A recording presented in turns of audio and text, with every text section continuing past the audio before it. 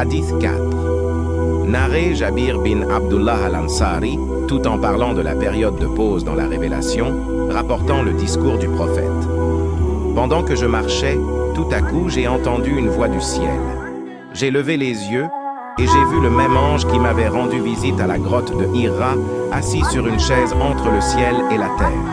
J'ai eu peur de lui et est revenu à la maison et a dit « Enveloppez-moi dans des couvertures ». Et puis Allah a révélé les versets sacrés suivants du Coran. Ô toi, c'est-à-dire Muhammad, enveloppé dans des vêtements, levez-vous et avertissez le peuple contre le châtiment d'Allah jusqu'à et abandonner les idoles. Après cela, la révélation a commencé à venir fortement, fréquemment et régulièrement. Hadith 5. Dit Saïd bin Jubair. Ibn Abbas dans l'explication de la déclaration d'Allah. Ne bougez pas votre langue concernant le Coran pour vous hâter. A dit le messager d'Allah, avait l'habitude de supporter la révélation avec beaucoup de peine et avait l'habitude de bouger ses lèvres rapidement, avec l'inspiration.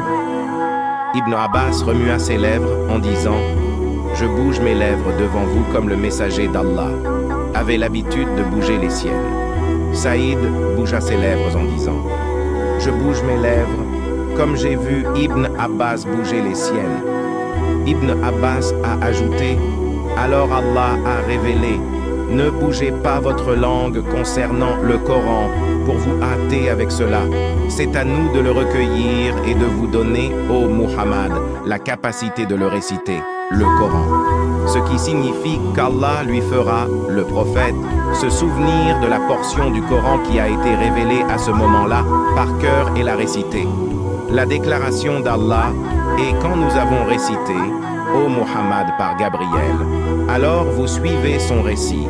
Coran signifie écoutez-le et taisez-vous.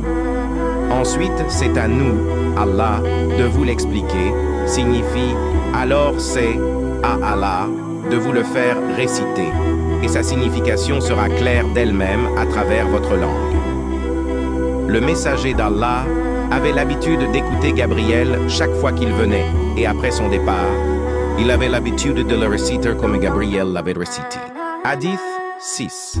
D'après Ibn Abbas, le messager d'Allah était le plus généreux de tous, et il avait l'habitude d'atteindre le sommet de la générosité au mois de Ramadan, lorsque Gabriel le rencontra.